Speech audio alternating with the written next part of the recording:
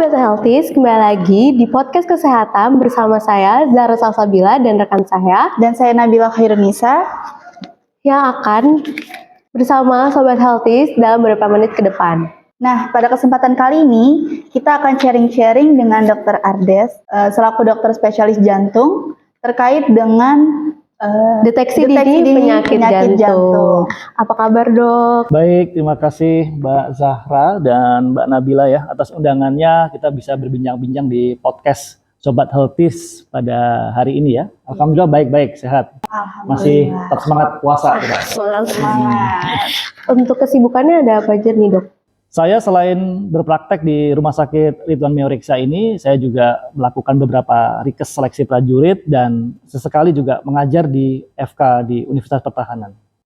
Wah, Nabila, Dokter Ades ini sibuk banget nih. Beliau masih menyempatkan waktu luangnya ya. Makasih banyak, Dok. Terima kasih banyak ya, Dok. Sama-sama. Oke, sebelum kita lanjut nih ke materi selanjutnya, buat Sobat Healthies yang ingin bertanya seputar kesehatan jantung bisa langsung DM aja di Instagram kita di mana? @rs.mohritwanmeoraksa. Nah, sekarang waktunya kita bincang-bincang ya, Bil, Dok, seputar tentang penyakit jantung ini. Sobat Healthy tahu gak sih, gejala penyakit jantung kerap tidak disadari oleh pengidapnya, terutama jika pasien berusia muda dan produktif. Padahal gejala seperti sesak nafas yang disertai dengan keringat dingin, rasa lemas, jantung berdebar, atau nyeri di sebelah kiri, kemungkinan besar menandakan adanya gejala penyakit jantung yang perlu dideteksi dan ditangani sejak dini. Nah, benar banget. Kalau misalkan nggak ditanganin kan bisa berakibat fatal ya, Dok ya? Betul sekali. Nah, menurut dokter sebagai dokter spesialis jantung, bagaimana sih, Dok, tanggapan dokter pada sekarang nih, masa anak muda zaman sekarang banyak banget yang udah punya resiko riwayat serangan jantung, dan bagaimana sih cara pencegahan serta deteksi dininya, Dok?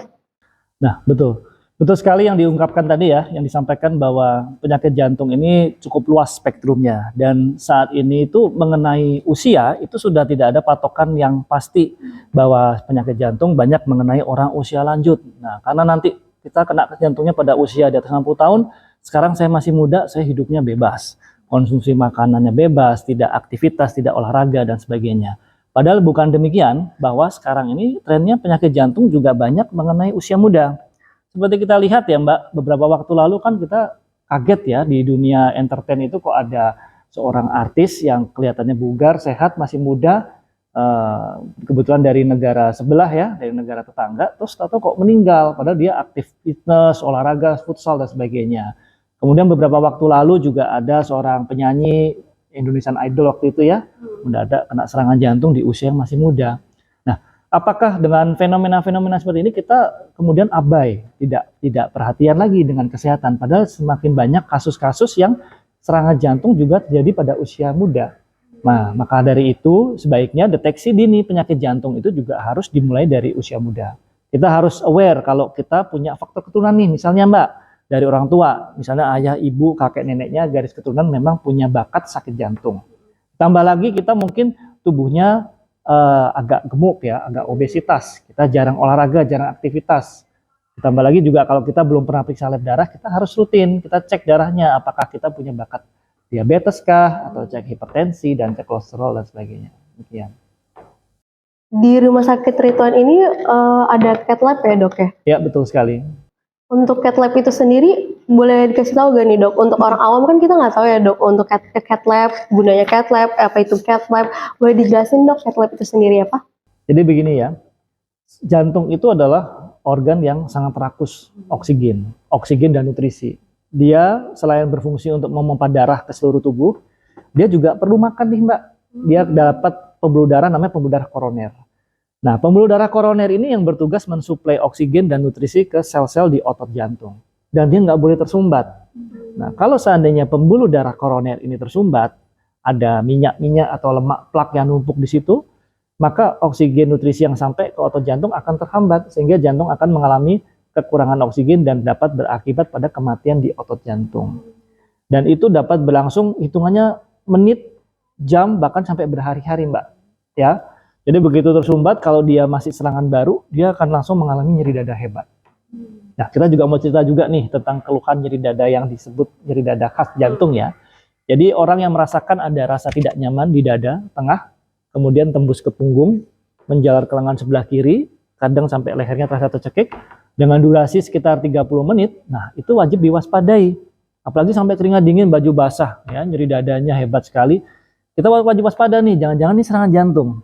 Biasanya yang bapak-bapak kalau udah ada keluhan gini, dia izin pulang kantor cepat, minta keroan sama istrinya, atau minta dibelikan obat yang jamu dan sebagainya. Nah, mungkin itu serangan jantung. Kita harus segera periksa ke UGD terdekat untuk dilakukan serangkaian pemeriksaan screening ya. Salah satunya adalah rekam jantung dan laboratorium darah yang dinamakan enzim jantung. Dimana jika kedua pemeriksaan ini positif, wah itu sudah pasti itu serangan jantung. Harus segera dirawat. Dan kalau terjadinya perubahan di grafik rekam jantung yang kita namakan perubahan EKG dan menunjukkan positif, nah itu adalah kandidat pasien yang harus segera kita tolong, kita masukkan ke ruangan kateterisasi atau cath lab. Ya, jadi tujuan cath lab apa? Kita bertujuan, ibaratnya ini ada sumbatan, ada gumpalan darah di situ, ada yang menyumbat sehingga oksigen nggak bisa lewat. Kita masukkan selang kecil, ukurannya itu lebih kecil dari pembuluh darah, masuk terus sampai ke jantung, pembuluh darahnya kita lihat sebelah mana yang tersumbat. Kemudian nanti kita bisa berikan obat-obatan untuk melisiskan atau menghancurkan dan dipasang namanya ring. Ring itu ya bukan seperti cincin kawin gitu, bukan ya. Dia mirip dengan seperti ini, apa ya? Seperti ujungnya pernya pulpen. Nah, seperti per pulpen itu dimasukkan ke situ tujuannya supaya dia melebar lagi. Tujuannya adalah supaya darah yang tadinya beku, tersumbat, bisa kembali mengalir sehingga ototnya mendapatkan oksigen kembali dan dapat berfungsi kembali normal jantungnya. Dan itu harus dikerjakan sangat cepat, Mbak. Jadi kalau misalnya serangan jantung saat ini juga, maka dalam waktu 2 jam tim cath lab harus sudah ready untuk melakukan tindakan tersebut. Karena ada istilahnya time is muscle, otot. Semakin banyak waktu yang hilang, maka otot jantung yang rusak akan semakin luas dan akan menjadi non-reversible atau menjadi otot jantung menjadi semakin tidak bisa diperbaiki menjadi pembengkakan jantung dan berujung pada gagal jantung. Demikian. Berarti penanganannya harus cepat ya, Dok? Iya, betul sekali. Harus segera ya itu ya, emergensi kasusnya. Untuk syarat tindakan cath lab itu ada nggak sih dok untuk syarat-syaratnya? Memang ada beberapa prosedur keamanan yang perlu diikuti ya Mbak ya. Jadi pada saat kita masuk di ruang cath lab tentu saja itu kan ada proteksi radiasi. Karena cath lab ini menggunakan suatu tabung radiasi seperti X-ray dan dia berputar mengelilingi pasien. Nah, tujuannya adalah untuk memberikan gambaran yang lebih jelas tentang lokasi pembuluh darah yang menyempit sebelah mana, kemudian menjadi guidance atau menjadi petunjuk bagi dokter untuk memasukkan selang tadi, kateter udah sampai di mana. Itu ada tabung radiasi.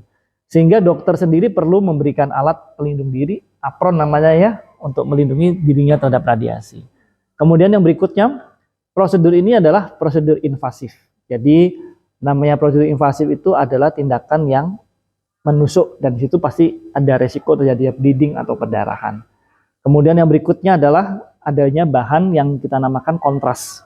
Kontras ini adalah bahan yang digunakan untuk memberi warna pada pembuluh darah supaya nanti kita bisa lihat dengan jelas itu Mbak, gambaran pembuluh darahnya, penyumbatannya berapa persen dan seperti apa. Nah, kontras ini memang memberi efek pada ginjal. Sehingga nanti jika pasien memang ada indikasi dengan ginjal, maka kita harus berikan warning tentang jumlah kontras yang digunakan. Dan beberapa pasien juga setelah dilakukan cath lab, karena ada beberapa bahan kontras yang masuk, akan diberikan obat dalam tanda kutip untuk mencuci ginjalnya tadi. Supaya kencingnya lebih banyak, maka zat-zat yang tadi berbahaya bisa segera terbuang melalui produksi air seni. Demikian. Terus tadi kan dokter udah ngejelasin nih, kalau misalkan cath lab itu untuk apa gitu. Apa aja sih dok yang bisa digunain nih, kalau pemeriksaan apa aja sih kalau cath lab ini? Bisa buat apa aja gitu? Jadi karena penyakit jantung itu cukup luas, bukan hanya di jantung saja, kita juga bisa menggunakan ruangan cath lab ini juga untuk di kaki. Nah, kok bisa di kaki? Iya, karena pembuluh darah itu sebetulnya satu sistem yang utuh dari jantung dan pembuluh darah. Seandainya orang ada penyumbatan di kaki nih, sekarang ada tuh namanya penyakit perifer arteri disease. Jadi perifer itu tepi, arteri itu pembuluh darah arteri, dan disease penyakit. orangnya nih datang kakinya sering cokot-cokot, kesemutan, ya, apalagi ujung jarinya nih kebiruan. Nah, itu dia biasanya perokok berat, ada diabetes ya. Jadi ada sumbatan di kakinya, kita juga bisa melakukan tindakan intervensi di kaki. Jadi selangnya yang tadi masuk ke jantung, sekarang berbelok kita masuk ke kaki untuk melihat apakah ada penyumbatan. Kemudian yang berikutnya kita juga bisa menggunakan pada pasien-pasien bayi atau anak-anak dengan kelainan jantung bawaan. Ya, ada juga penyakit namanya penyakit jantung bawaan, di mana seorang itu lahir tapi dengan kecacatan jantungnya. Ya, secara genetik. Jadi sekat jantungnya tidak terbentuk sempurna, ruangan jantungnya ada yang kurang, atau ada penyumbatan di salah satu katup. Nah, itu adalah penyakit jantung bawaan dan harus kita lakukan tindakan jangka panjangnya adalah operasi. Namun sebelum sampai di operasi, kita perlu membawa si anak tadi ke ruangan cath lab untuk kita lihat dulu gambaran jantungnya seperti apa dengan lebih bagus. Jadi salah satu syarat untuk tindakan operasi tadi. Jadi cukup luas ya Mbak penggunaannya, dari dewasa, anak-anak, jantung, kaki juga, ke otak juga bisa. Kalau ada sumbatan kita bisa kerjakan di situ. Jadi multimodal dengan banyak sekali fungsi yang bisa kita. Mungkin yang dari dokter sampaikan itu juga salah satu itu juga keunggulan dari cath lab itu sendiri Betul ya. sekali. Terus ada nggak sih dok efek samping dari setelah memakai alat cath lab ini buat pasiennya? Ya, betul. Salah satunya tadi yang kita sampaikan adalah mengenai radiasi. Kita tahu radiasi itu kan X-ray, itu membakar. Di kulit bisa gosong dan sebagainya. Jadi kalau untuk tindakan cath lab ini memang kita ada namanya dosis radiasi. Kita sudah menghitung dalam satu tindakan itu berapa, ada satunya sendiri namanya miligray. Itu satuan radiasi yang diperbolehkan untuk seseorang terpapar. Itu sudah ada dihitung, ya. Kemudian pasien juga diberikan proteksi radiasi. Dan kemudian efek samping yang lain tadi, yang mungkin fungsi ginjal perlu diperhatikan. Namun ada kalanya kita tidak bisa, harus emergensi, kita belum bisa, misalnya fungsi ginjalnya ada gangguan tapi dia kena serangan jantung, maka kita harus menolong dulu serangan jantungnya. Setelah itu baru kita rawat bersama dengan dokter spesialis penyakit dalam konsultan ginjal hipertensi. Ada mungkin untuk perlu dilakukan cuci darah setelah tindakan dan sebagainya. Namun yang pertama yang paling penting dulu adalah kita selamatkan dulu nih serangan jantungnya. Seperti itu Mbak. Untuk presentasi keberhasilan dari cath lab itu sendiri itu berapa dok? Jadi begini ya, tindakan ini adalah tindakan emergensi, namun juga ada tindakan yang sebagian yang tidak emergensi. Yang emergensi tentu saja kita harus melakukan saat itu juga.